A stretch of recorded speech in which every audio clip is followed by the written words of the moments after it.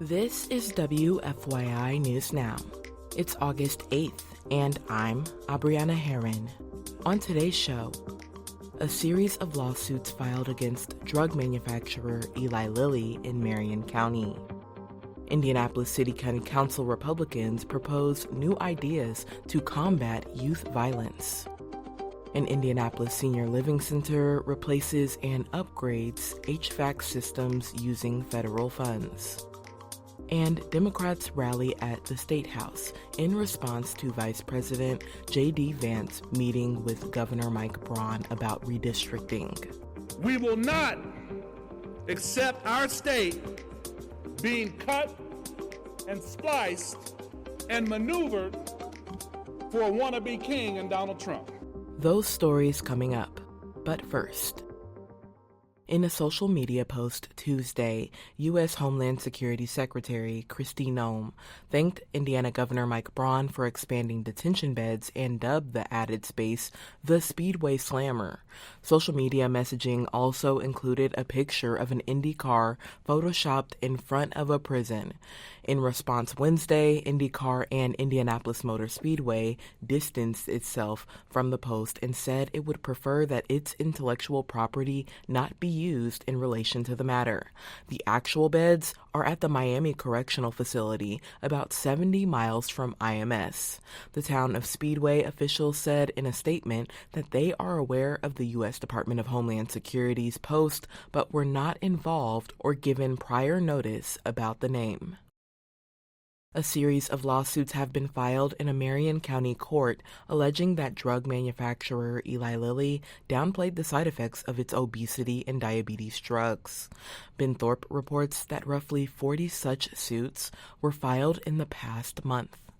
The lawsuits name both Eli Lilly and Novo Nordisk, both manufacturers of diabetes and weight loss drugs.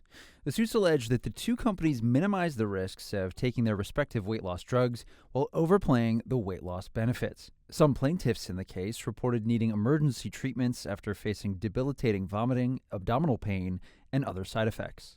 Attorneys representing affected parties declined to comment on the cases. A spokesperson for Novo Nordisk called the allegations in the lawsuit, quote, without merit, and said that they work closely with the U.S. Food and Drug Administration to monitor the safety of their medicines.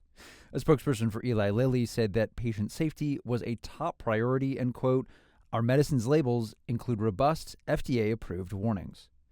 I'm Ben Thorpe. Republicans from the Indianapolis City-County Council are proposing new ideas to combat youth violence. Farrah Anderson reports the caucus wants to boost staffing for city agencies and impose steeper fines on parents for juvenile curfew violations.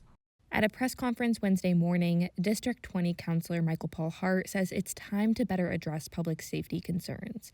This follows a high-profile shooting involving minors downtown that led to an earlier curfew and a new processing site for youth. And this is our opportunity to say, hey, let's keep it in Indianapolis, but we've got to change something.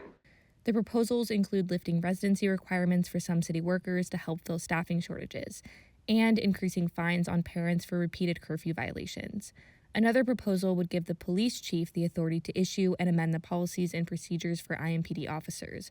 Currently, those policies are approved by the General Orders Board, an oversight group with civilian majority. I'm Farrah Anderson. Indianapolis announced Wednesday it replaced and upgraded HVAC systems at a senior living center using federal funds meant to improve energy efficiency. The project was completed at William Penn Commons on the near west side.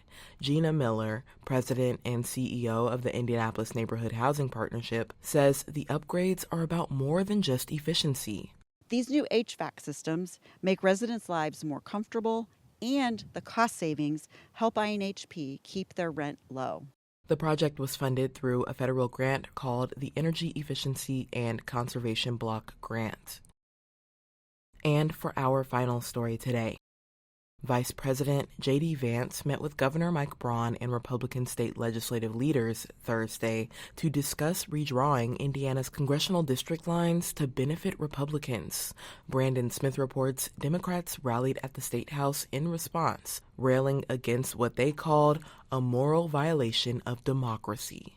Braun confirmed that the vice president discussed redistricting during their meeting at the State House. Braun says he and state legislative leaders listened, but wouldn't say more than that. Democratic Congressman Andre Carson, one of the lawmakers who would be at risk under redistricting, called the fight a civil rights issue. We will not accept our state being cut and spliced and maneuvered for a wannabe king in Donald Trump. In statements, both State House Speaker Todd Houston and State Senate Leader Roderick Bray said they appreciated meeting with Vance, but neither statement made any commitments about redistricting. I'm Brandon Smith at the State House. That's all for today's episode of WFYI News Now.